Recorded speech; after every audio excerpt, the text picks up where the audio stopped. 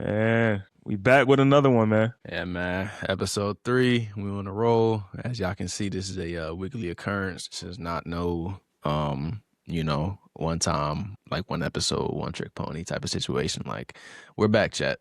We're back. Yeah, we're back. You can catch us. Just a reminder for everybody, you can catch us on YouTube for the full visual video. We record these sessions not only as audio but as a video portion as well. We're so YouTube, Spotify, Apple Podcasts.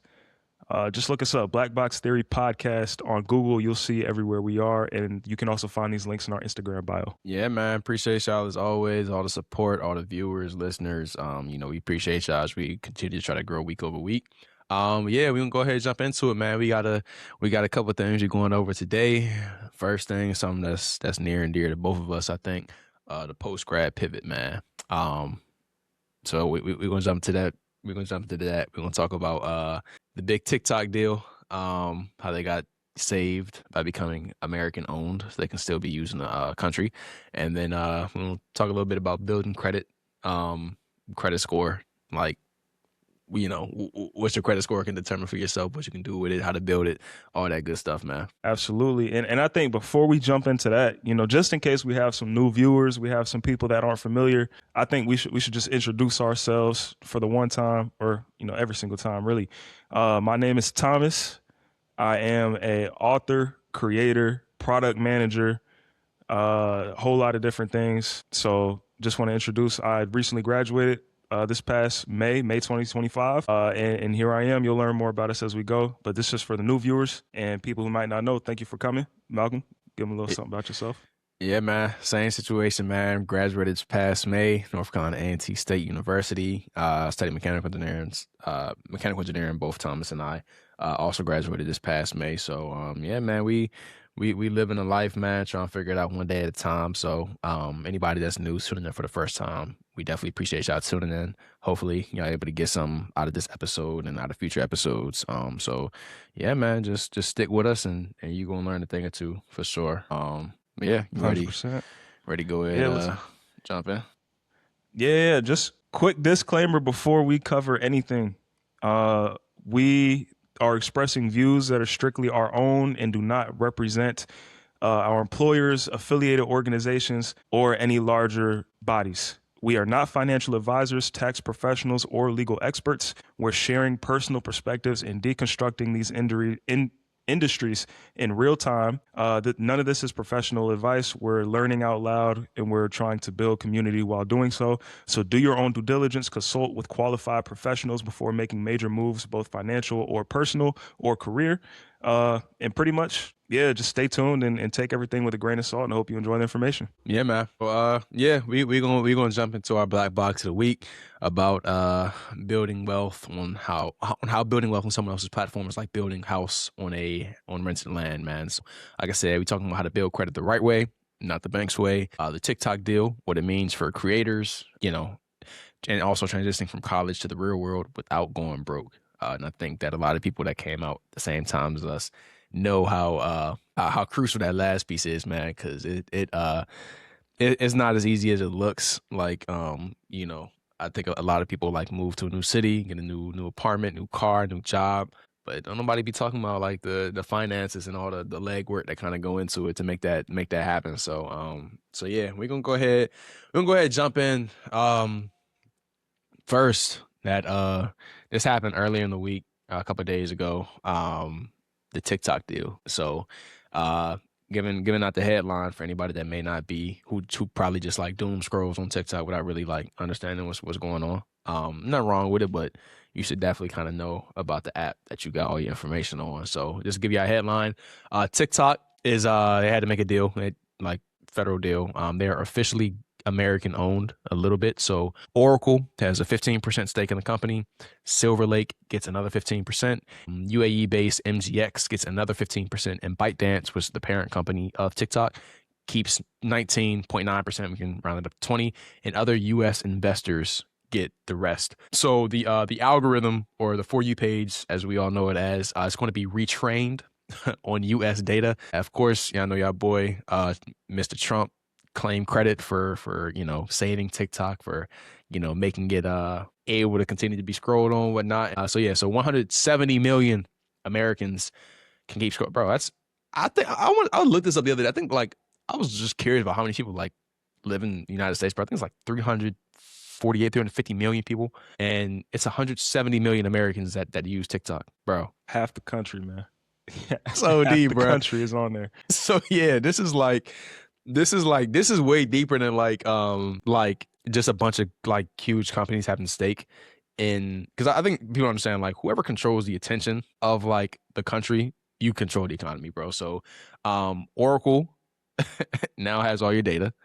The algorithm gets retrained and rebuilt with American focus, American user behavior, and ByteDance still has majority ownership. What does that mean? That's and I think one thing here, a lot of people need to focus in on, it's being retrained on US data, right? So before, one of the reasons why they wanted to, make this deal happen in the first place, there were concerns about China owning it, even though, the CEO, I believe, founder, I could be wrong. I know there's a court case about it. He's Singaporean, right? So TikTok's not directly a Chinese company. However, the parent company is based out of Beijing in China. So through that connection, it is, right? And I've had the opportunity to see, Chinese TikTok, see what that app, it's a completely different experience. I mean, the UI and everything is the same, but think about how China operates, how they control, the information over there, how they allow it's a form of, what do we want the people to think? How do we want the people to behave? So your algorithm is no different from the news 40, 50 years ago, where they show what they want to show and that's what people consume. So when it's retraining on US data, think about that. Think about the data you're providing. So yes, we all know that these companies have access to our location, our face, our voice, all of this stuff we're putting out there for free every time we make a post, every time we make a video. However, from what I've seen with this TikTok new user agreement, it gets access to your contacts. Not like, I don't think you have a choice. I think you just click You know agree you and don't it got a says, choice. it's like, we get your contacts, we're using biometrics, and now it's on. You have to look at who owns this stuff. All this stuff is privatized. The internet itself is not governed, and it's very difficult to govern that. I mean, there are laws, like, illegal things you can't do, but the internet doesn't have an owner. So these spaces have owners and it's privatized. Think about who you're giving your information to and where it's going. UAE based MGX, 15%. ByteDance, 19.9%. That's UAE and Yeah. China. Pay attention to the news. Yeah, nah, that's major. So I want to I just want to give a little like context. So I think a lot of people, like they're familiar with. I mean, you don't have to have a PhD in computer science to really understand like how these algorithms are created. But just for like to give a little bit of context to people who may not be as familiar as like to how TikTok's algorithm is trained, or how it kind of, because a lot of people like, you'll sometimes catch yourself like, bro, TikTok got to be listening on me. Like TikTok got to have like an agent that's like, listen to what I'm saying, listen to what I'm doing. Because it's now, there are some times where it's like, I may not look up a video, or I may not search a video, or I may feel like you only think about a video, but like Yeah. next thing you know, when you open up TikTok, it has a video exactly about what you were just thinking about. That I don't know, but like but generally speaking, TikTok it's trained using a machine learning model. It analyzes a ton of user behavior and video content to deliver a hyper personalized for you page to yourself. So it collects data signals from user interactions, and it uses a feedback loop to refine content recommendations in real time. So that means is that it tracks everything that you like, you comment, you share, you save, you follow. It also takes into account stuff that you don't like. Because I know me personally, when it comes to videos I don't like, I don't hesitate to click suggest less, or stop showing, or block. Like I just don't care. But yeah, it also tracks like what other people don't know, like implicit signals. So scroll speed, your hesitation patterns before you swipe away. So it creates an entire like psychological profile about how you interact with every video. Like it's so much deeper than just like likes, comments, following. Like every little thing that you do, like how long you spend on a video, how quickly you swipe. It tracks like your finger hovering over the screen trying to swipe down, or go down. So it's like all of this stuff, it's tracked and put into a machine learning model. And it's like the machine learning model, they analyze the content. They use computer vision to like recognize object and facial features, natural language processing to understand the audio, metadata, so like the captions, the hashtags, the sounds, and it models all of that to And bro, deliver a a personalized For You page for yourself. So all that, I know that sounds like a whole bunch of nerd stuff, but like just understand that like what we're doing now, we're essentially putting down the law. So it's like all this training is cool and all, but you better make sure it's American. Yeah. That's literally like what it is. So I don't know. Wait, I think it go ahead. Wait, for my people out there who are like, oh, I don't use TikTok. I have it for this, I have it for that. Me personally, I've never made a personal TikTok account. I downloaded it one time in 2019 or 2020 during COVID, right? When there was a whole lot of trends going on. I downloaded it. I didn't make an account. I deleted it the same day. I have a TikTok for like content purposes. I telling you, I don't use it. I go on there to see how a video is performing. You used it. And bro, no, I don't scroll watch TikTok. Like people send me for years, people sent me links. You know this. They sent me links. I would open it in Safari. Bro. So like, but I'm saying like TikTok, I don't like videos. I don't scroll. I don't watch people's stuff. I check my stuff. I respond to comments. I check my messages, and then I close the app. I'm on Instagram way more. Instagram knows what I'm thinking, which is crazy. Like Malcolm said, even if I don't even say something out loud, same thing. It's the same thing, bro. But TikTok, bro, it's like they show me stuff from I see all these videos about like these like local niche things, like not even big videos. Like people talk about very local stuff that like I don't even know about, and it's like obviously you don't know where I am, but it's like they build a profile and I don't even use it. So even if you don't use the app, if you have it on your phone, you're cooked. Nah, like, it's overly, bro. So it's like our I would say this, like I said, we trying to get into the space, like wedge our our platform to the space a bit. But I wouldn't deem us as like real creators with like a crazy following or platform or nothing like that. But I think to people who are actual creators with like tens of hundreds of millions of followers that like, I would just say like, I hope that everything, because it's like with this, we don't know how like that algorithm distribution or content distribution is going to affect people's watch times, people's tractions, people's like engagement. So it's like, if TikTok is paying your bills and they go in and they cook up, they overcook your machine learning, like this whole little algorithm, and you're not getting the views you was getting before, rent still do. You know what I'm saying? Rent don't care if your TikTok didn't get, the normal views it got last month. So I think now more than anything, it's important to just diversify. Like make sure you on all platforms delivering the same level of quality across your content. Because it's like TikTok, I mean, I do like the creator program, I'm sure is it can be lucrative for people who have a lot of traction and stuff. And also they have like the advertising program, we can like sell stuff and get like commission or whatever. But yeah, I think it's more important now than ever to like diversify. So YouTube, Instagram, Facebook, email lists, subscription lists, Discord, your own website. Use a VPN. Yeah, switch your location. Something. So it's just like what's your backup plan? Because like if TikTok really did get banned, like that's some people's like, and it's like there's no hate on it. Like TikTok can really be a real hustle if you use it right. If you really got the followers, like it's people that make bank on TikTok, bro. Like real cash. So it's like if TikTok is your only thing, it's like what's your backup plan? So it's like I just hope people are kind of like taking that into consideration and thinking about that. That goes into what you said at first. Stuff. Like with the owning your platform, like bro, people don't own the platform they're on. You don't even own your content. Yeah. I'm not saying that everybody need to go make their own platform, but like you got to think. Everything is subscription now. Everything is rented. You can't even own a video game anymore, right? Like it's from a cloud. They can take it away any minute. Bro, stored, owned by somebody else. They just make you think you got it, bro. It's the same as having a house, bro. Paying a mortgage. Think you got is really the banks. Yeah, you don't own that. Ownership is a false idea. In China, just real quick, home ownership, you can't own a house. In China, I think I could be wrong, but I was talking to some people, I've heard this a few times, 70 years, right? When you buy a house in China, you can have it 70 years, and at the end of that 70 years, you got to rebuy it or it goes back to the, like government. But like there's no private property. That'd be so bad, bro. I'd be tight. Can you pause? Like you imagine, can you imagine, bro? Like I get to I buy my first crib at like let's say 28, 20. No, let's say 30. Let's just say 30, right?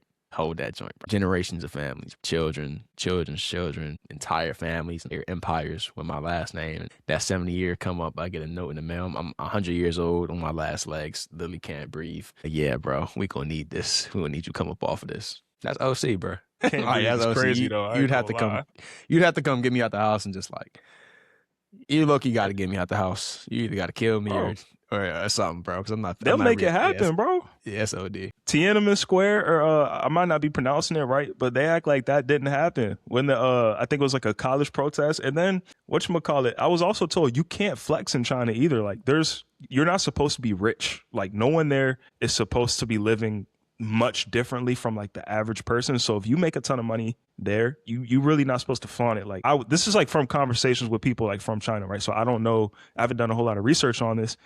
And I doubt a lot of stuff would be available in a fact-based matter, but like they'll come take your stuff. Like, because it's not like America where like people get rich and they can flaunt, they can buy the biggest house, the nicest cars, and just throw money out the window. It's like it's different. That's insane.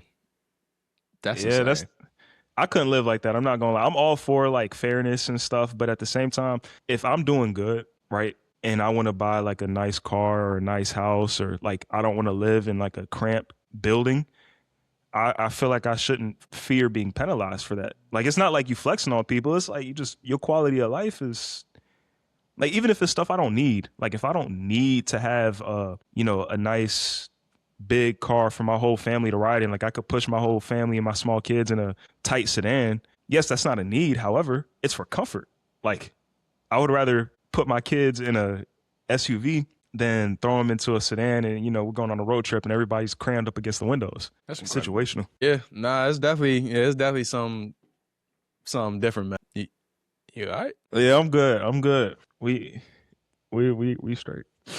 But yeah. Speaking of money, man, I think, one thing that we have learned, especially like coming out of college, like facing situations where you got to use money for different things, you need credit. Let's talk about getting your first credit card and how you should treat that. Yes, man. It's crazy. We was literally just talking about this before we actually started recording. But yeah, bro, like, let's talk about that. Like, let's talk about the importance of credit, building credit, why it matters, and all the ways you can build credit. Yeah. So it's interesting. I think like, and this is especially, I think important for people around our age or our age range. So like, I'm talking like 18, like 22, 23. Most like people around this age, they have like some form of savings. Maybe you got a little bit of debt, some student loan debt, trying to figure out like, do I invest? Do I pay debt? Do I build an emergency fund? Do you get a credit card? You do all of those things, but you have to do it in the right order. And one of the first things you have to do, you have to get your first credit card. And so I think like when it comes to credit, I think a lot of people are because I know people who are my age or even a little bit older who still use like their debit card for everything. They don't use their credit cards. They're just scared of it. And I'm not gonna lie, for a few years I was low key like that too. Like I was scared of credit because I didn't understand it and how it can be leveraged to get things. Like, you don't realize until you get a little bit older and you actually have some responsibilities that your credit goes in there. Anything. If you plan on buying a car, plan on buying a house, plan on getting a loan from the bank, getting an apartment, credit, an apartment, anything that you have to put your name on, have some collateral, like you are going to need credit to some extent. So it's like, and I think like for myself, like I was definitely someone who kind of got on or started to understand credit a lot later than I think I should have. Like I said, like I think a lot of people are scared of credit because they just don't understand it. Like it's just this big scary thing. This 3-digit number, this credit score number that just kind of basically puts you in this, outside of like the obvious like wealth gaps. There's like another number that kind of puts you in a different societal class, like based on your payment history, your credit card usage, your credit limit, all this good stuff. So it took me really sitting down, digging in. It took me doing a lot of like research and like serious, like locking in to kind of understand like why credit was important and why I need to get it. So we kind of want to like just walk through a couple of things about like building credit without the trap, because there are definitely traps, right? Like I know that there are a lot of college, and I think credit card companies, they're sick for this, but they prey on college students, bro. Like young freshmen, sophomores who don't know anything about anything, who get down to school. They parents send them down with a debit card with $1,000 on it. That's it. And credit card companies, all the Capital Ones, Discovers, Amex, they start sending with these student cards like, hey, get me. And kids get them and they just start swiping them without understanding like what it means or how that affects your score. Yeah, like bro. Free money. I could get shrimp and a steak and lobster tonight, man. We eating good. That's what I'm saying. It's like the first time you use a credit card and you see like you swipe it, you can really get whatever is on your credit limit, but and then it's like you're like, oh, I don't have to pay this back right now. Well, let me keep boom boom boom boom boom. Like people treat credit cards like a Klarna account, like a auto pay split that joint in four type of deal, and it's like when you don't understand it, it can come back and wreck your life, bro. Like it can really wreck your life. So we want to talk about first, like there's a couple I think steps that are relatively important, but before we get into that, I think like it's very good to outline like the pieces of credit that actually matter, right? So there are there are a few percentages that kind of go into effect in calculating and determining your credit score. And for people who aren't familiar, you can track your credit score card with platforms like Experian. Check your FICO score. You can use Credit Karma. What's another one? There's another one. I don't think there's another I one. know. Yeah, I know the credit card. Like if you have a credit card, like there's some banks will offer like credit card checks for free or credit score checks for free. I'm sorry. Yeah, yeah. It's But and you also get one. I think once a year you can pull your credit, like your full credit report, so you can check your credit score daily for free. But if you want to see like everything, which is where it's coming from, yeah, everything your name's attached to, that's how people find out about fraud. Like someone in another country could have got your social security number, opened an account, and that's affecting you, and you would have no idea. So check that credit score once a year or the credit report. yeah. But yeah, this is like I said, credit scores are treated like a game, bro. But these are the things that actually matter. So when it comes to determining your credit score, follow these things. So 35% of your credit score is your payment history. Your payment history, and just a rule of thumb is this: you pay on time always. Do not make late payments. Do not like go a day over. Like it's a difference. Like you can, if you want to pay the minimum amount, you can do that, but just make sure you pay on time. Not a day after, not a week after. Pay on time. 30% is your credit utilization. So how much of your credit limit are you using? The general rule of thumb, again, for that is to keep it under 30%. 15% is your length of your credit history. And this is something I think a lot of people don't understand. Like the longer that you have an account open, the better. So it's like, even if you feel like, don't feel like you have to be in the perfect situation to open up a credit card. That's a mistake I made. I felt like I had to, do all this, start now. Even if you're broke, don't change. Start now. Like the longer that you have your credit card account open for, be better. When companies are going to look at, like, it's one thing, like if you're, let's say you got two people coming and trying to buy a car. You got a dude that has 30 years on his credit card, paying off everything on time. You got a dude that just got a credit card, a couple months ago. He's made all his payments on time, but he only has a month of history to a guy with 30 years of history. Who do you think they're going to give a lower interest rate to? 30 years, man. So it's like your length of your Then credit history matters. they're gonna look at who they can scam more too. So they might give Oh you yeah, the for car for just because sure. they can pull one over on you. Yeah, and it's like you have no. That's the thing. Your credit card, like your credit score, is your leverage. That is literally your collateral. That is your leverage when you go in and you negotiate for all these big payments, for all these big purchases, your house, your car, your apartment, these big loans. Like your credit score is your leverage. Someone with a 400, 500 credit score does not have the same leverage as someone with a 750, 800 credit score, right? So it's like you have to understand that. Next couple of things are both 10%, respectively. So 10% is credit mix. Your cards, your loans. Obviously don't force it. Like I'm not gonna say what I don't know. I think like a good I personally would say like a good amount of credit cards to have around 2 or 3. Yeah, for the average person, like if you're not going around hunting, sign-on bonuses, which Yeah. sign-on bonuses are like, if you say you get a credit card, spend X amount of money within the first 3, 4 months, 6 months, whatever, you can get a lot of points or cash back or some sort of benefit. Average person, 3 key credit cards, cashback card, travel card, and then I'd say like another one, just to like build that credit up. Mm-hmm. And then last thing is 10% new credit inquiries. So when you are applying for this, so there are these things called, there are hard, it's hard pulls and it's, I'm sorry, hard checks and the soft checks for credit scores. When you apply for a new credit card, like and this is another general rule of thumb, like don't apply for like 5 different credit cards in a month. Your credit score is going to get rocked, right? So Be smart. yeah, be smart. Be intentional about your cards. Like do research on them. Don't just pick the first one you see on advertisement. Be intentional about your cards. Understand like what type of benefits come with them, what type of rewards come with them, what type of travel points, et cetera, et cetera. Understand all that information beforehand before you go in and apply. When you go and apply, the kind of companies they usually go in and do a hard pull on your check, on your credit score, and this usually bumps you down. Like obviously if you're getting a new credit card, like the whole goal is your bring your score back up. So I wouldn't worry too much about the bump up, the bump down it kind of does when they do a hard check. But yeah, That's they're going to smart the go way in.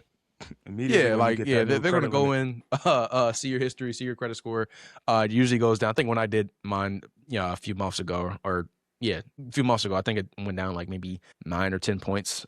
Next couple months, I was able to go back over 30 or 40 points after just consistent payments on time. So don't get too caught up in it. But yeah, like be intentional, like space out your your applications for credit cards, and also the same for like limit increases, right? So don't ask for like 20 limit increases in the same month. Even though, like for me, for my through Discover, like when I reach out and do like a credit limit increase, it's a soft check, so they don't like it doesn't affect my credit score. So I can go in and not saying that there's not really a limit on it per se because it doesn't affect my credit score, but it's like you know, generally speaking, I believe like it's usually like about 6 months, every 6 months or so, would be good to go in and request a credit limit increase. And there are cards like there are some cards that'll let you do like a soft check, so you can see if you're be pre-approved. So Yeah, pre-approved, facts. which pretty much means like they can tell you before they do a hard check on your credit whether or not you'll get the card, right?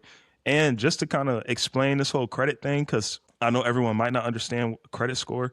So Malcolm explained like, it's pretty much like how companies and businesses like view your trustworthiness. How much credibility do you have? So there's ranges, right? Poor is 300 to 579. Fair is 580 to 669. Good, 670 to 739. Very good, 740, 799. And exceptional is 800, 850. 850 being the max for the Hmm. common FICO range. And I've heard that's something you really can't do unless you own a house, right? So, and when we talk about credit can be a lot of different ways, like credit cards, like going back to the point where he said about usage, like utilization. If you get your first credit card and it's $500, do not spend more Five, yeah. than, yeah, if you use all five, your credit's cooked because you're using all your usage, like you're unreliable, like you're maxing it out. So you should spend no more than $150 on that card at a time. Also, if you're in college, you have loans. I forgot if it's subsidized or unsubsidized, but the ones that don't wait that period after you graduate, if you have loans you have to pay for anything, whether it's a car loan, school loan, whatever, that affects your credit as well. Anything where you are borrowing money affects your credit. And then that goes into also getting a good first credit card. So yes, when you turn 18, you get close to it, you get bombarded with these messages about cards. You want to do research, look up the top credit cards for whatever the purpose. If you're someone who's just starting out, let's say you know nothing about credit cards, a good card, you want to go for something that doesn't require a super good credit score, because your credit score probably isn't that great unless your parents or guardian, someone put you on their credit card as an authorized user and they did well paying off their card to help your credit. You want to then make sure you're looking for stuff that has no annual fee, because there are cards that have annual fees like $95 or more. That's pretty much a cost you have to pay to the distributor of the credit card to keep the card every year. You want to look for something, most like if you're a college student or high school, 18, you want something cash back. You don't need a Yeah. travel card. You don't have to worry about going out the country unless you got it like that. In that case, credit's probably not a concern for you. This is for the You the know, average person out there. yeah, I don't got a, millionaire pops and mommy, you know what I'm saying? Yeah, this is for the regular people. Like, I was fortunate enough, man. Like, I was in a situation, I was added as an authorized user like earlier on. So for me, credit Yeah. was something that like my parents, was very blessed. They looked out, and that's something for all of my responsible people. Hmm. Look into this. This is a financial advice. If you're financially responsible with your card and you have a younger sibling, somebody in your family you want to look out for, consider adding them as an authorized user, as that can help their credit build up, because it ties the credit. Now, they can't make the payments on the card, but they get a card and they can spend on it, and the payments that you make help both your credit, and it keeps them in good standing. As it doesn't necessarily add to the credit history, but it can help in the credit space. No, I was about to say it does, because I was gonna It say does. like yeah, the same way that like you can look out for someone, like if you are in a, like I said, I think we both come from like very blessed backgrounds. Our folks looked out for us, and set us up, positioned us very well. But like I said, if you, I don't know, I feel like if you're a kid, you're not going to know everything about credit, and you don't like, because some people do get added to their parents, you know, credit and get cooked, and it can also go the other way. So it's like,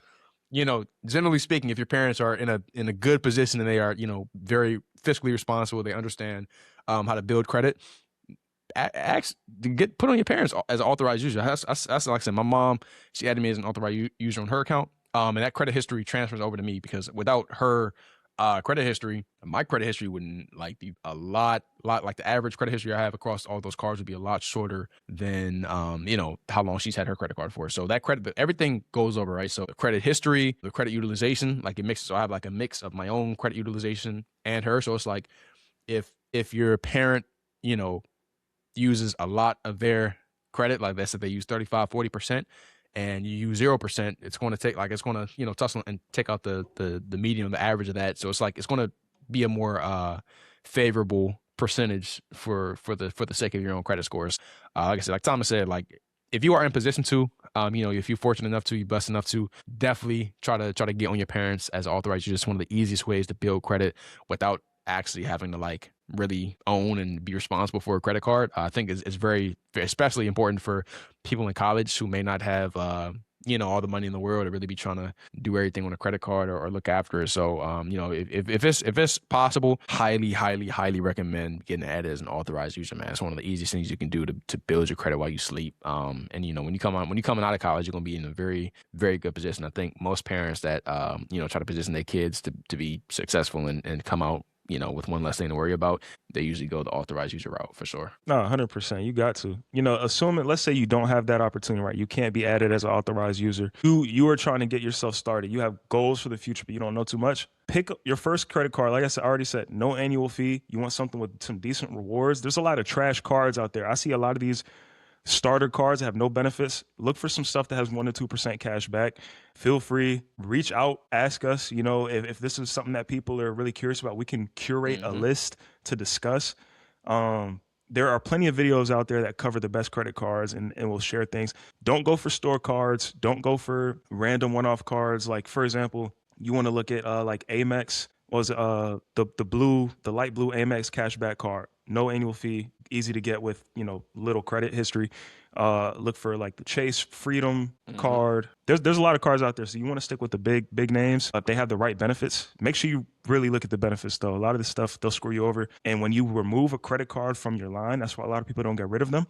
It drops your overall credit access. So let's say if I have 5 credit cards and they have $20,000 on them each, I have $100,000 worth of credit. Now, if I remove one of those cards, if I say I don't want this anymore, cancel my account, my limit goes down to $80,000, which hurts my credit because I've lost credibility. So you can't just cancel credit cards. So you have to be smart. We've all heard the stories. Our parents in college back in the day, or when they were younger back in the day, they just sign up for all these cards and they cook their credit and they're still feeling it 30, 40 years later. Yeah. Yeah. And to one of the like last thing I'll add, like it also you lose piece of your credit limit and credibility, but you also lose some of your credit history as well. Like that also, like I said, that's why a lot of people they'll tell you like never to really close out a credit card all the way, especially if you've had it for like 5-10 years, bro, because it's gonna do more harm than good. I don't know. I really don't think credit cards should get canceled ever unless it's like unless you're in annual fee or something. Yeah, unless you're in a crazy like tough pickle, like maybe you sign up for a car with a ridiculous annual fee. Back when you were a crazy high income earner and now you're not in that situation anymore. Maybe that's a situation where you wouldn't.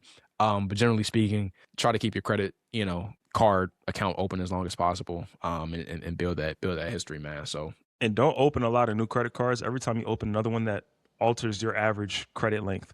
Yeah. For sure. So if you have a car for 3 years and you open another one, your history is now 1 year, 1.5 years. 1.5 years, exactly. So try to space it out in a way where it's not going to, overcook you. Like 10 years, going from 10 years to then another one that's open for a month. Try to space it out in a way that's a little more, maybe if you do something, you have a card open for 2 years, you open a new one, you only go back to 1 year. That's not a bad trade-off. Like you got to think about in a sense of like a ratio, kind of. So, and your life will tell you. Like when you get to a point where you need a card, where like let's say you travel more, you go out the country, you'll need a card that has no foreign transaction fee. Because if you go to Canada, Japan, wherever, and you're getting hit with 20% transaction fee on top of everything else, the pocket's gonna be hurting. Yeah. Get no foreign transaction fee. Get something with some travel benefits, some flight miles. Like there's a whole thing. Like this could literally be a whole segment itself. Or episode. Man. Yeah. Let's see. We got a couple more things we wanted to get through. Did you want to touch on the? We don't have to spend too much time on this, but we can touch on the. You want to touch on the RTO stuff, or talk about like the post-grad pivot, kind of like just life after college? Because I don't know. That's really a rabbit hole in itself. We could really kind of go down with that one. But it really depends on, I guess, what route you want to go. I think we should go to the post grad pivot. I mean, really the RTO situation. Just I feel like we could cover this real quick. Like for people Yeah, that don't know, big companies, Amazon, Google, Meta, and a lot of tech companies are pushing employees back in the office 5 days a week. Amazon just recently announced 16,000 corporate employees are getting laid off. Um, that's kind of the big thing. There's a lot of office lease signs. Like I know, people might have heard about, I forgot the company, but that company that was like selling office spaces a few years ago during COVID, like they ran into some trouble, financial issues, but now people are pushing everyone back in office. So pretty much, companies are making people go back. yeah, That's the gist.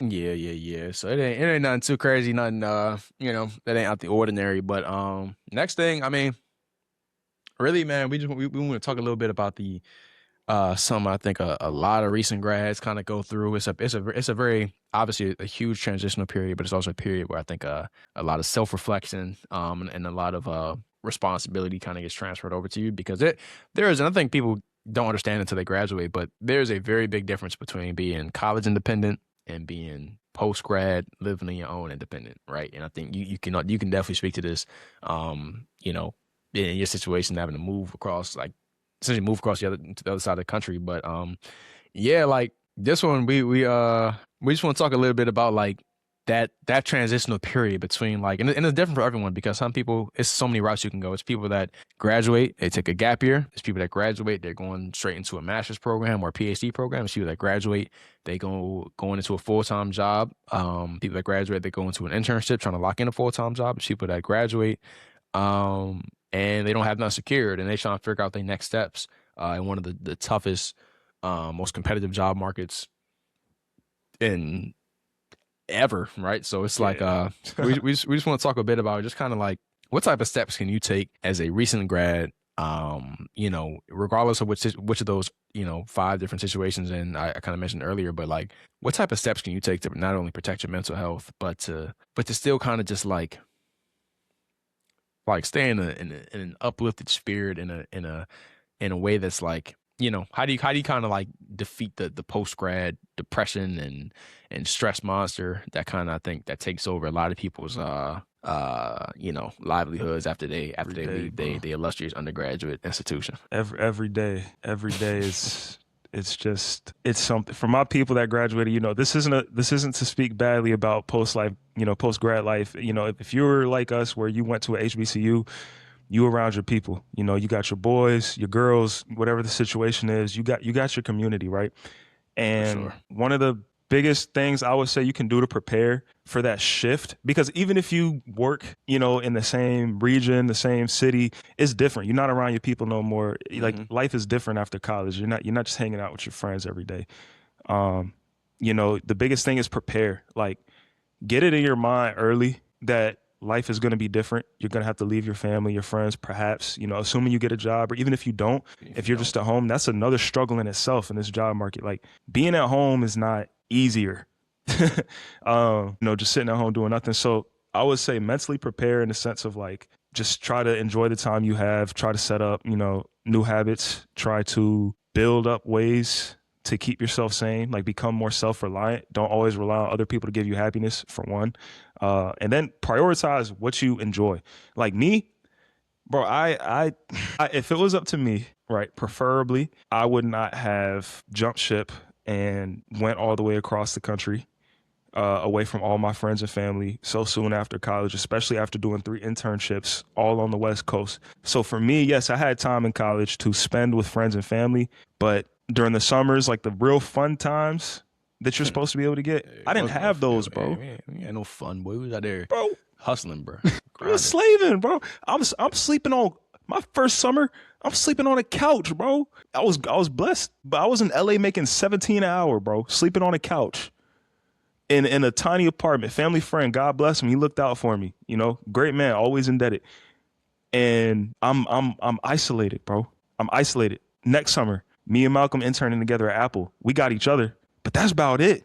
Like it's some other people out there, you know what I'm saying? There's stuff to do. But it's different. Like you really learn who you have and who you don't. Hmm. And I think a lot of people, you gotta tighten up that circle, bro. Like the real world, Man, It comes Yeah. at you fast.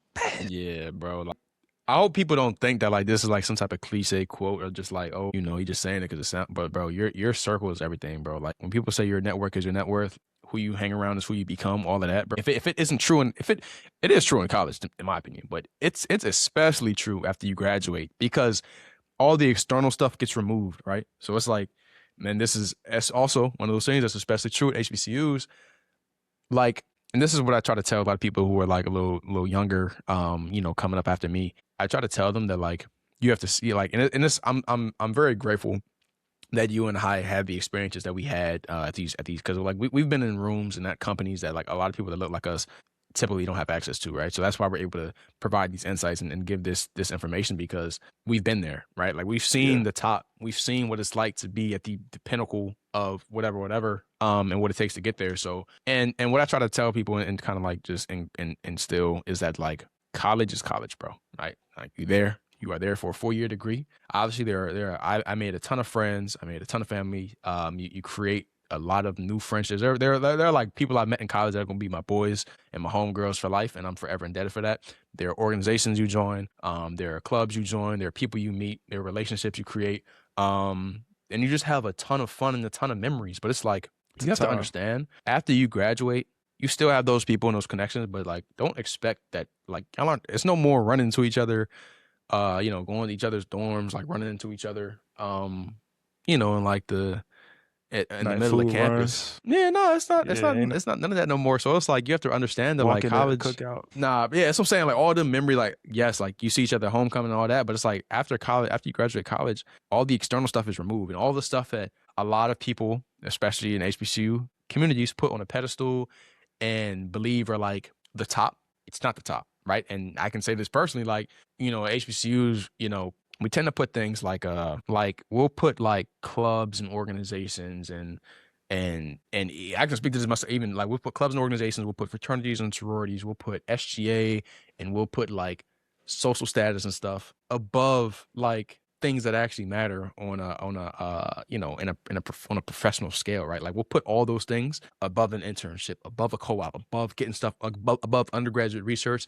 above getting stuff written on your resume for the sake of like being the cool guy or the popular person on campus. And it's like I mean, I can't speak about like I didn't go to a PWS or a different type of institution, so I don't really know if that type of social hierarchy is the same thing at other schools. But I know that at my school, that's what I observed, right? Like the things that I think, not to say that they aren't important. I think for the sake of HBCU culture, it's especially important. You need all those things, right? That's what makes us, right? I'm not saying that like stuff like Aggie pride and like the football games, but like all that is important. Like we wouldn't be who we are without that.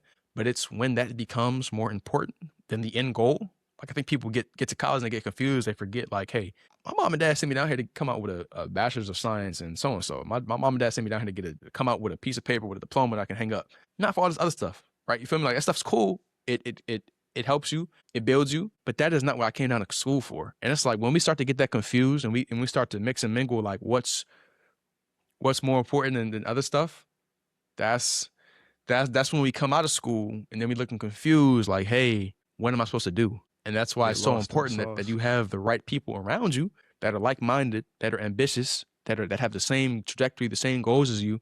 That's why it's so important. Like Thomas can tell you, like, bro, like our main circle is me and him and our two boys, Brendan and Brian. Man, we went to high school together. We went to Shout out college them. together. We've been roommates for our junior and senior year.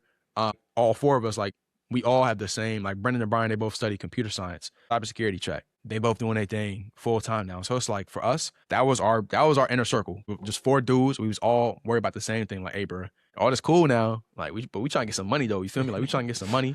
We trying to get this degree Yeah. and we trying to make it, bro. Like we wasn't sitting around the kitchen table talking about, bruh, like what y'all think, like, you know what I'm saying, like gonna happen like with this new SGA, like what's gonna happen with like, bruh, come on, bro. Tapped Like, into the real world, bro. come on. I'm like, bro, we were sitting at the kitchen table as sophomores, as juniors, talking about, hey, bro, what we finna do when we 25, when we 26, like, hey, what we investing in, hey, what we like. I'm not even trying to sound like like one of them performative, like, oh, we had everything figured out because we don't have everything figured out. We still figuring it out now.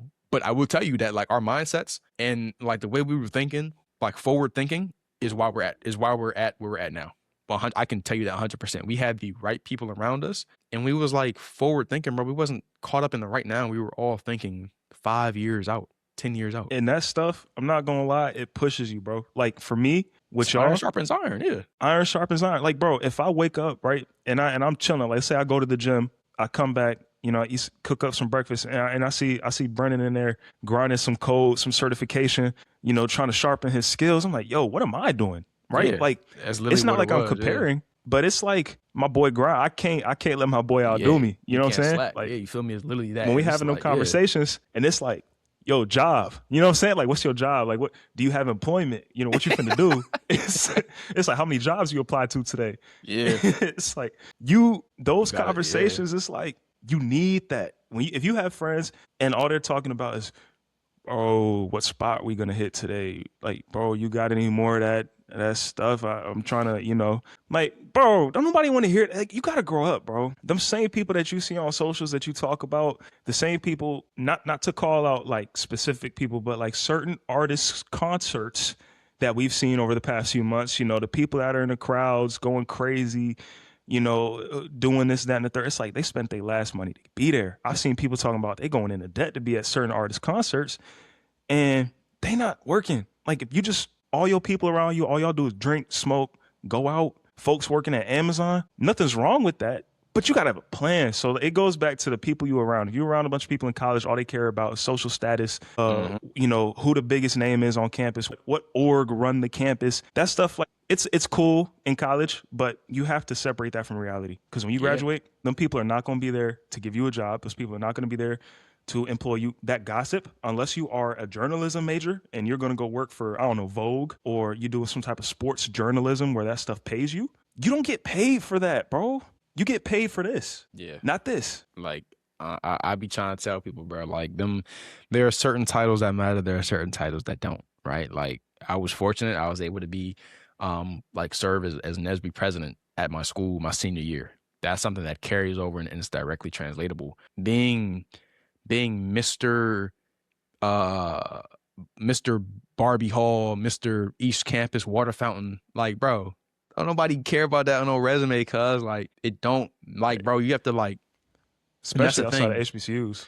That's what I'm saying. It's like, bro, like, but the thing is, it's like, it's a paradox. I'm like, bro, like people don't understand that this stuff doesn't matter because they've never been in the rooms to even validate whether it matters or not, right? Like, so it's like, imagine me telling somebody, hey, bro, don't do this, don't do that because it doesn't matter. Who am I to tell you that it doesn't matter if you haven't even been in the spaces I've been in to see that they don't matter? I I had to go and be in these spaces. I had to be in the walk in the halls of Apple and Microsoft and all these companies I've been at to understand that this stuff doesn't matter. It's not like I just came into school thinking like, bro, I'm not doing this. I'm not doing. No, I had to learn it, right? I had to learn it through gained experiences, through networking, through like working my way up through the corporate ladder to understand that like, bro, I know what matters and I know what doesn't. And I see that this stuff doesn't matter. So a lot of my mindset and a lot of like my priorities came from like people I've worked with, like people I've seen that I like, people who mentor me now, who are where I want to be. They have to put me on game, bro. I know it's people that are, bro. And it sounds crazy to say this, but like I see people at like, at my past interests who I still have connections with to this day. They are millionaires, multi-millionaires across real estate, investment portfolios, brokerage accounts, assets. And I'm telling you, they just they laid the groundwork for me. And it's like my mindset has always been like, if I'm going to climb up the ladder, I'm not pulling it up when I get up there, right? Like that's not how I was raised, and that's not how I feel like our community goes forward. We go forward by climbing up the ladder and keeping it down and keep grabbing more people up, and then we pull up, right? Like we don't get to the top and then pull up like, nah, I ain't worried about anything. Like, bro, like it takes a village, bro. So it's like when we say this stuff, I just want people to understand that like your priorities, your goals, it's influenced by a ton of external factors, right? The people you hang around, like your mindset about what matters and what doesn't while you're an undergraduate, your ambition, like your desire to like get real world experience at the top companies, at the top corporations and firms in the world. That's on you. You control that, right? Like your friend groups are not predetermined. You don't have to be around people for the sake of social stat. Like be around people that challenge you, that empower you, that challenge you intellectually. Like, and it's something my dad always told me. You should never be the smartest person in your friend group. You should never, ever be like, you should never be the smartest dude. Now that's the difference. There, you can have maybe you can be like you're a smart guy, Like, right? Like, but there shouldn't be a gap. Like, it should not be a you, everybody else. Like, no. Because Yeah, what that no. does, it cultivates an environment where this may be a reach of an analogy, but I compare like you being the smartest person in your friend group to like talking to like ChatGPT and accepting the hallucinations that it gives you, because you have nothing to challenge your way of thinking. You have nothing to challenge like if what you're doing is valid or correct or not.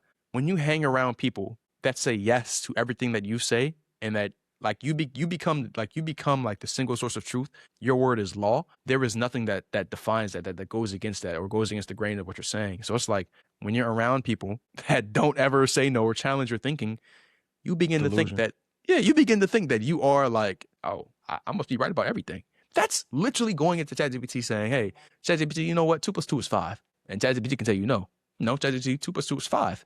Okay, well, now it is 5. Okay, yeah. So I'm right. Like it's the same thing as accepting hallucinations from an AI learning language model, bro. So it's like we going back, we rewinding the clock to go back in undergrad, but I promise you, all of this plays a part into like how you like how you position yourself after college, bro. I just to add on to that, I will say you need people that respect you too.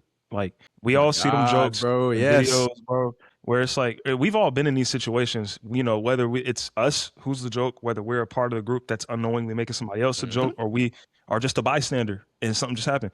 If someone's always the bid, if someone's always laughed at, never taken serious, if that's you, get out of that group, bro. Like you. If you're around people that don't respect you, they don't respect you in college. They're not going to respect you as a career They for professional. sure ain't gonna respect you after you graduate. Boy, they're gonna be like, "Oh, you's lame." Like I Yeah. remember, but there's a movie, The Blackening. It's a comedy, black comedy horror movie.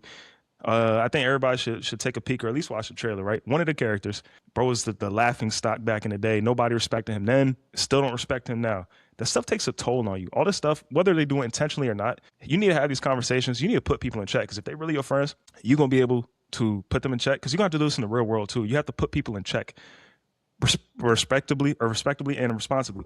Also, you need to be around diverse mindset people too, because when you go to the real world, Yes, especially if you're bro. coming from, Yes. it doesn't matter what race you are. If you go to a HBCU, I don't want to say the wrong thing, but I know there's like universities like I think it's Hispanic background, like HBCUs, It's like minority serving institutions, I think MSIs. MSIs, yeah, where it's like yeah, like minorities, so like it'll be predominantly, a Yeah, background yeah, of yeah. people who Well, come from the same, background. Or whether you go to a predominantly white school, whatever the case is, right? You have to know how to act in spaces with other cultures. America, especially these big tech companies are more international than you may realize. There's nothing wrong with that, but it just means people don't have the same social practices, people don't have the same way of communication. nope. Yep. You Yep. can't Yep. bring certain things there and you have to try to experience that early. Like I'm not going with the classic trope of, oh, we need to raise our young black kids to learn how to be in a white man's world. That's not the route that I'm going.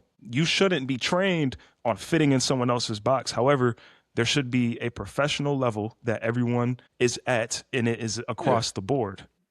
That's stuff you got to think about. Yeah, and you hit on a really good point, man. Like, and that's another piece. Like I say, when you don't get real world experiences, when you don't see these companies, like you don't see firsthand, like that's what I'm saying. Like when I say like we've seen it, like we've been there, so we understand how it functions, like how this, like the components of like these big companies, like and just how culturally diverse they are. There are so many different ethnicities, cultural practices, like religions. Like there are just so many things that you have to respect. Not like like you have to respect these things. It's not your world, bro. Like you're like you may think that your belief is a single source of truth, and that's why I say like you have to get out there to understand that, like, because like I said, in our background, like where we come from, our HBCU, or HBCUs in Jared, and like honestly, this really goes for a lot of schools, but specifically for us, HBCUs, bro. If you don't have any real world experiences, you are going to think, and just think about where we come from as well. We come from Prince George's County, Maryland, a predominantly black county. We have our entire childhood was raised in Prince George's County, predominantly black. We went to a predominantly black high school, went to a predominantly black middle school, predominantly black elementary school, black all my life. I get to college. I go to a historically black college and university, HBCU, predominantly black institution, all black people, all 4 years. So from my first interaction of school in kindergarten to senior year of college, I have been around nothing but people that look like me and only me. Do I win? Unless there's different situations. So maybe you come from a town that's predominantly white or predominantly Asian, predominantly Hispanic, whatever the case may be. But for us, we come from a predominantly black all the way through, and there are a lot of people that follow the same pipeline. when else am I supposed to get the experience to understand the so many different culturally different people out there that I can learn from, that I can work with, that I can collaborate with? You need real world experience. If you are confined by the box that is your institution and you think that that is the end all be all, you are setting yourself up for failure because you have not seen anything yet. If you genuinely believe that the box or the confinement of your institution, your HBCU, your PWI, whatever school you go to is the extent of the professional world, the extent of your life after college, you are lost, my brother, my sister. Like, you are lost. Like, and that's why I say, like, it's so important for you to get out there and be ambitious about getting experiences under your belt, because nowhere else will you understand firsthand what else is out there, bro. If I didn't, go ahead. I was just gonna say, I'm gonna put it like this: Chinese kids are learning Swahili, right? Yeah, it's good, bro. You We know, so behind. this the world versus, you think, America, but people don't even learn Spanish, and that's like probably the next best language you need to know living in America. The the same way people be talking in the NBA about like how like, oh, all the European guys and all the international guys are like catching up with all the American players. I don't remember when's the last time we had an American MVP? Let's actually fact check that right here. It's Last been like, American NBA MVP, that was James Harden, 2018. It's wow, 2026. It's 2026 now. And MVP this year for sure gonna be international. yeah, it's gonna be I'll either tell you, it's gonna be either Shea, Shea or Luka, or Giannis. Who Yeah. else would even be close? And so it's like yeah, the same way we be like, oh, these international guys, they cooking our American players. My brother, it's the same thing in the education system.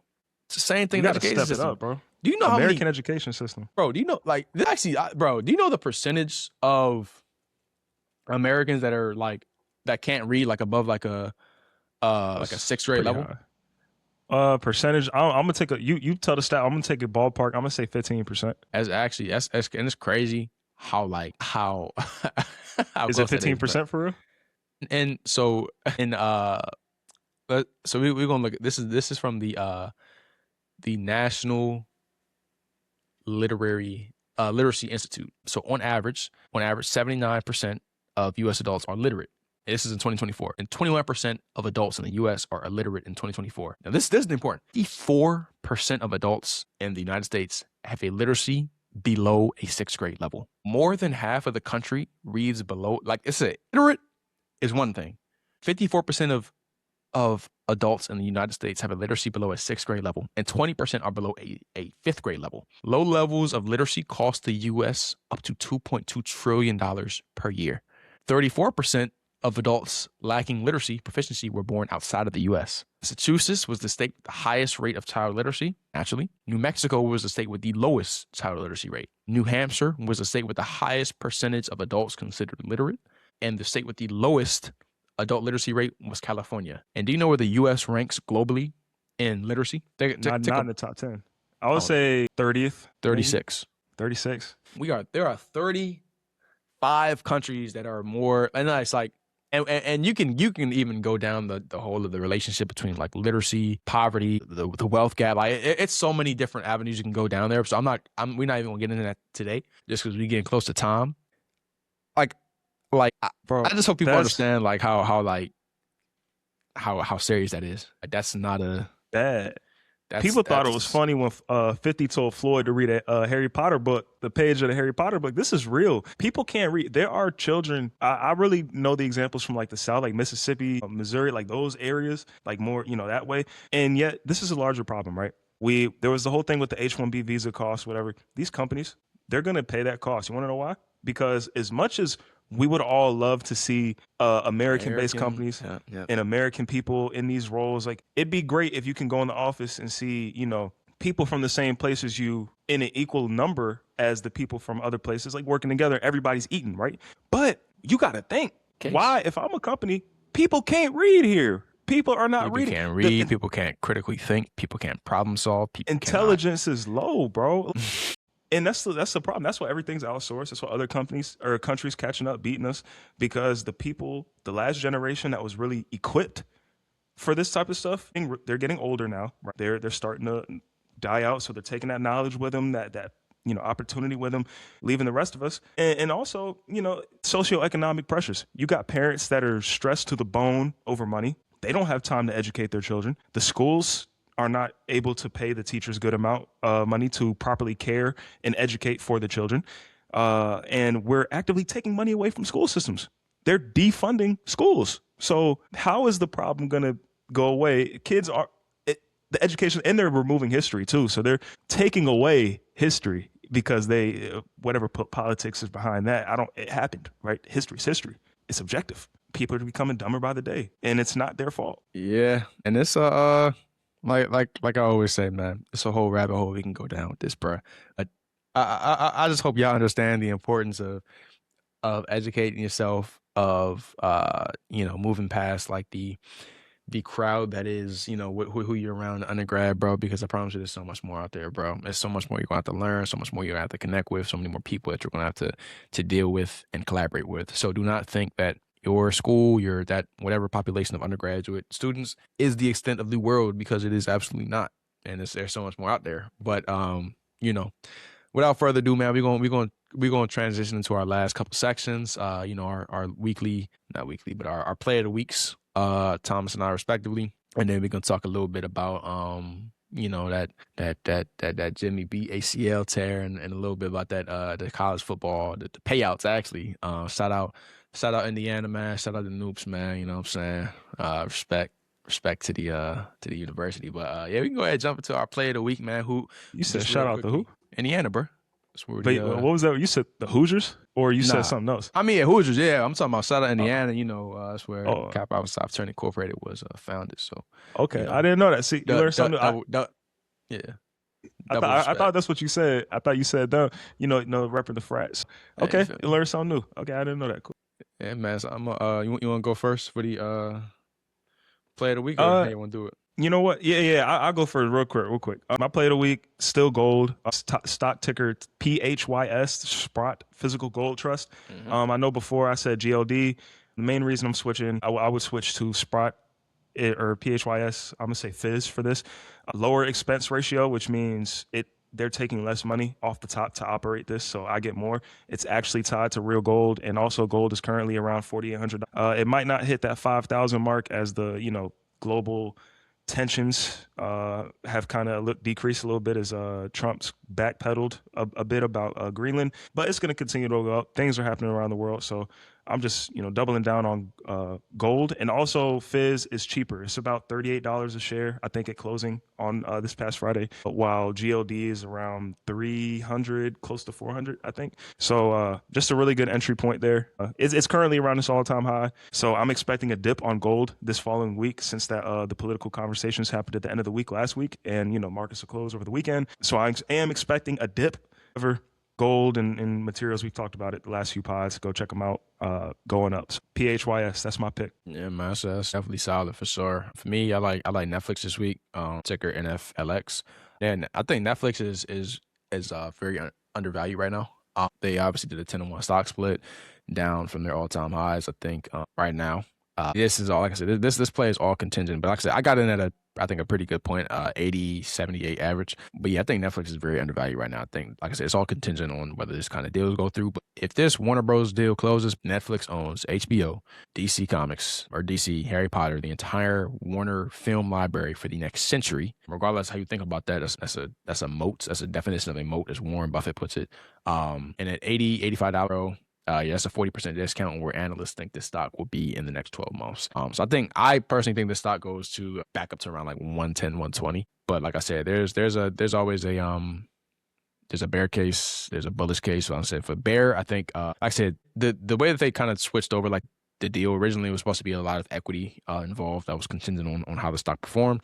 But now they're spending $82.7 billion in straight cash to buy Warner Bros, bro. That's because they're terrified about which Paramount, Skydance got cooking up, YouTube and TikTok stealing attention, subscriber growth, maybe not moving as fast anymore, ad revenue missed by 40% in the last earnings. And if the deal falls apart or tanks the balance sheet, that stock is dropping for surely. So like I said, it really is just kind of like depending on like your confidence in Netflix and how they how this deal goes through, and how it affects their balance sheet and how it affects their content distribution strategy. I like Netflix right now. I think they're very undervalued. I think that they are uniquely positioned to be like the empire of all media. I think especially if they continue like their kind of like how they're branching into everything, bro. Like they're taking over podcasts, they're taking over music, they're taking over sports. They Yeah. taking over mobile games. Like they are just like trying to make an empire, bro, for sure. Streaming. Yeah, like it's cooked I, everywhere, bro. So I would yeah. love to see them at $65 though. Oh yeah, That is a fire sale. Netflix at 65. I think you just gotta be a fool to not pick that joint up at that Don't buy the price. next 2K. Buy you a share of Netflix. Just like Hey, that. yeah, man. People can't. Yeah, yeah. It is what it is. But Moving into the sports talk. I'm a Bulls fan, right? I got a lot of respect for Jimmy. Yeah, I don't care what's happened. He tore his ACL at 36 years old. I'm gonna be honest with you. it's GG's, right? It's GG's. I'm aware. It sucks for the Warriors. I'm not a Warriors fan. I respect Steph. I respect what the Warriors are doing. I feel like at this point, no matter how you feel it, you got to respect what they got going on and how they're still pushing through. The fact that Steph won that chip and what was it, 22? He proved he didn't need KD. He didn't need Iguodala. Like I feel like that's one of the best rings of the past few years. I would put that next to Giannis's though. Giannis's chip win was pretty crazy. But Jimmy, 36 years old. I think what's his contract? Is that $111 million? And the Warriors are in a win now situation. So I think it's over for Jimmy. Unfortunately, I don't know why you would want to push a comeback after tearing your ACL at 36. I really hope that he sticks around the game in other capacities. But yeah, the Warriors are in a situation where Jonathan Kuminga has been trying to get out for a while, so he's demanded it trade again. And the trade season is upon us. I don't think the Warriors are going to grab anyone crazy. I would love to see somebody like Giannis go there or the Spurs. That's not going to happen. I'm just wishful thinking. But yeah, we need something to stop the Thunder, just to be honest. My man, I'm just really I just don't like. What do you like? If you're the Warriors front office, like, what do you do with Steph? I mean, Steph is a loyal guy, but I feel like he's still competing for champions. He's still playing at a high level. I think he's averaging like 27, bro. So it's like he's still competing at a very high level, even at his age. I think like the whole like last big three generation, Bron, KD, and Steph, they all perform at very high levels at their age, and like the competitors that they are, they're still competing for a championship, bro. So it's like if your running mate just went down and your next best man up is Mond Green, I don't know. I don't know if I don't know. I know Steph always say like he's gonna be a Warrior for life, but at what like to him, what's the point of even playing at a high level now? Like obviously he has his brand. He's Stephen Curry. He's the greatest shooter ever pick a basketball up. But it's like, my man, he's still got a cool 2-3 years, good years left. It's like, is he? I think he's retiring before he leave, bro. I'm not gonna lie. Like I think Steph is getting tired. Steve Kerr's about to retire. It's over. It's over for them boys, man. Steph's like I'm not gonna say he's lost the love for the game, but he said like when he's not competing for a champion, he feels like borderline depressed.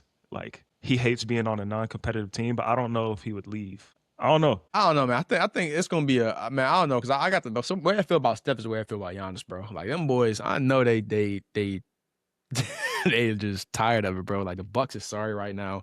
Warriors need to leave. I think even the Bucks fan base would be cool if Giannis left. Like not cool, but like they understand it because the Bucks, what are they doing?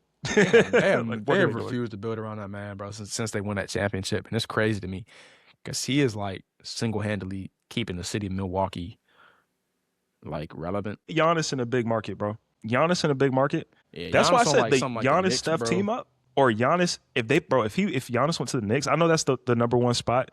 They're talking, maybe trade for Cat and some other pieces, but it's gonna be a whole lot of other pieces for Giannis. It's a lot, but it's like when is Giannis' contract end? I don't know. I want to say it was like I actually don't remember. Maybe 2020. Let me see. Because they need to trade, otherwise he's leaving for free.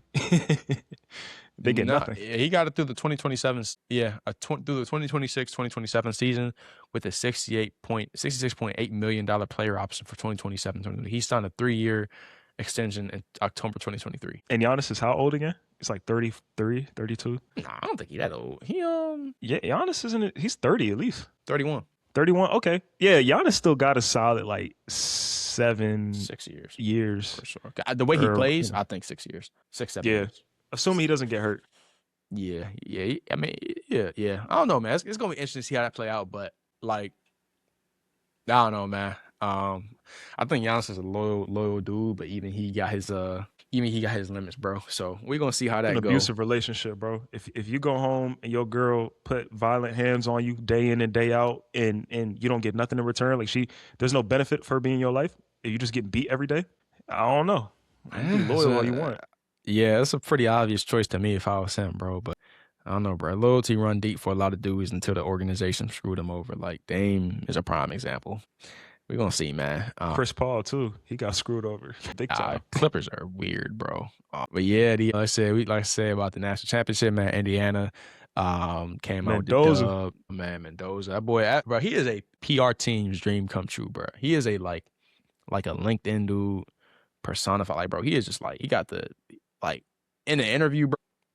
I ain't gonna lie, it ain't no interview that can phase, bro. Like he's prepared. He has every PR ready answer, like on the spot, bro. Like he got his open to work banner on LinkedIn. Like he's really like a. I ain't gonna lie, he's really setting himself up. I feel like he's like LinkedIn should sponsor that man, bro. Like they set up, but with that, like even though Miami lost, my man, they walked out of there with 70 M's, bro. Under the new ACC rules, Indiana they got like a participation check, but like compared to what, bro, they got 70 M's, just for like coming out of there, bro. Including like for the entire season. That makes them the highest earning team in the ACC. They earned that's crazy, bro. I think it's because I think Indiana, they have to split theirs with the Big Ten, right? And bro, that's so crazy, bro. I think that's what Notre Dame's trying to do too. By not being in a conference, they're trying to make sure they keep all their bread. But like, just do like this. Like, bro, 70 M's to the school? Bro, you know, I don't know who gets that, like who's gonna get. I don't know if the players sign like NIL deals where they get like a little bit of that, but that's insane. Boys are getting paid for sure. They yeah. So this is the whole breakdown of Miami's playoff payout details. They got $4 million just for qualifying for the college football playoffs. They got $4 million for reaching the quarterfinals, $6 million for reaching the semifinals, and then $6 million for reaching the national championship. That's 20 mil, just for making to the national championship game, college football national championship game, and then another 50 mil from the season. They keep all of that through the ACC. Like I said, Indiana, they have the same qualification amounts of 20 M's, but they have to share that with the rest of the Big Ten. But Miami keeps all of that in house, back into the program, back into the school. So they ain't come out with a ring, man. But I don't know, bro. I feel like if I'm the athletic director, that's kind of hard to consider a L, bro. I'm not gonna lie. Yeah, I wish the president of the school, whoever's over the athletic director, would sit me down and say, "Yeah, you didn't win. Like, look, brother, we got 70 million this year. Yeah, who didn't win? So I had 70 M's back in my pocket, Brody. That's kind of hard to argue, fam. I can't lie to you, but yeah, man, it was a great week for sports. Tomorrow, we recording this on Saturday, so tomorrow is the I'm gonna go ahead and ask you now for your picks. We got the AFC NFC Championship, man. We got the Broncos and who was that? I actually forgot. Who's the other team? It's the Broncos and the. I'm looking at Broncos and Patriots. I'm tripping. I completely forgot.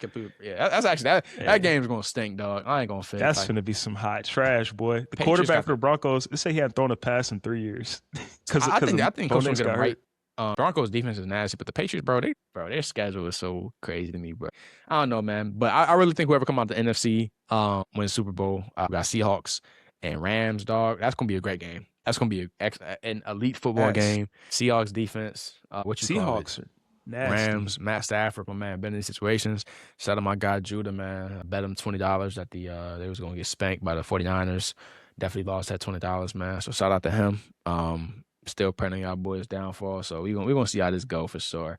But yeah, man, we got an exciting weekend of sports ahead of us. We got another exciting week of news next week, man.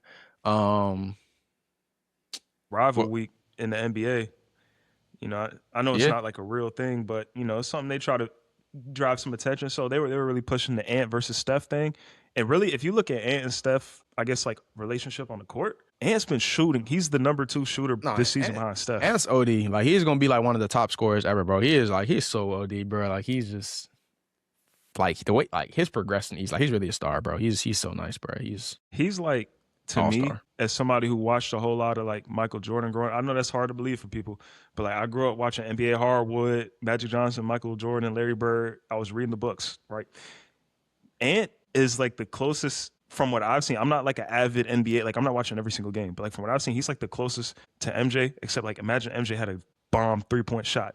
Like that's Ant like right now, bro he's nice. I don't know. That's why I hope they can beat the. I don't know. I need the Thunder to lose in the playoffs, bro. I can't watch that again. My Spurs gonna take care of him, bro. Wemby.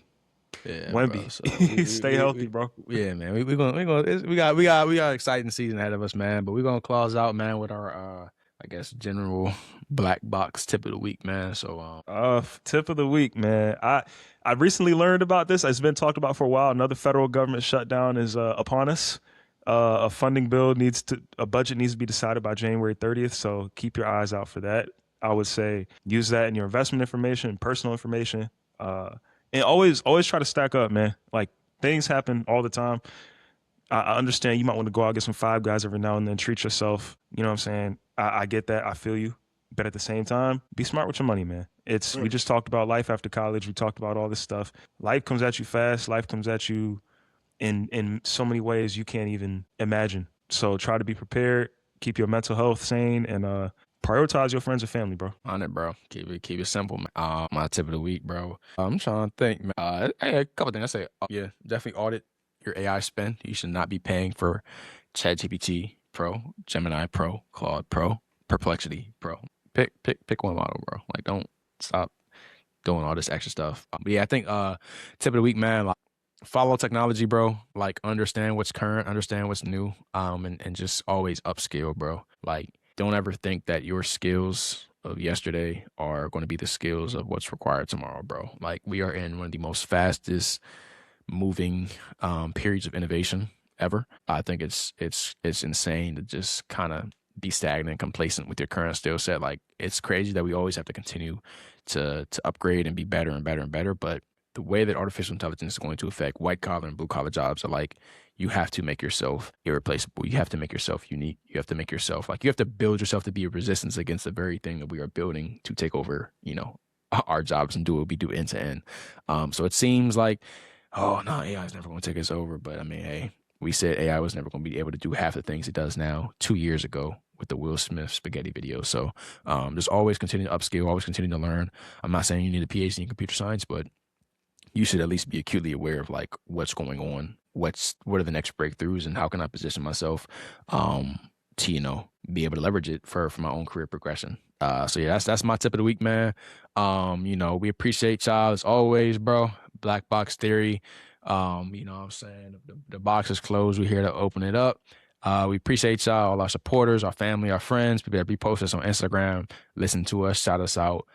Take the time to go in and review, comment, like, subscribe, all of that, bro. Like I said, like Thomas said at the beginning of the episode, be on YouTube, Spotify, Apple Podcasts, Instagram Reels, YouTube Reels, Shorts, all of that, bro. So anywhere you can find us, Black Box Theory Pod, all of that, bro. Yeah, bro. So we gonna see y'all next week, man. We appreciate y'all as always, for surely. 100%, man. Much love. Much love, man. We see y'all, man. Peace. Peace.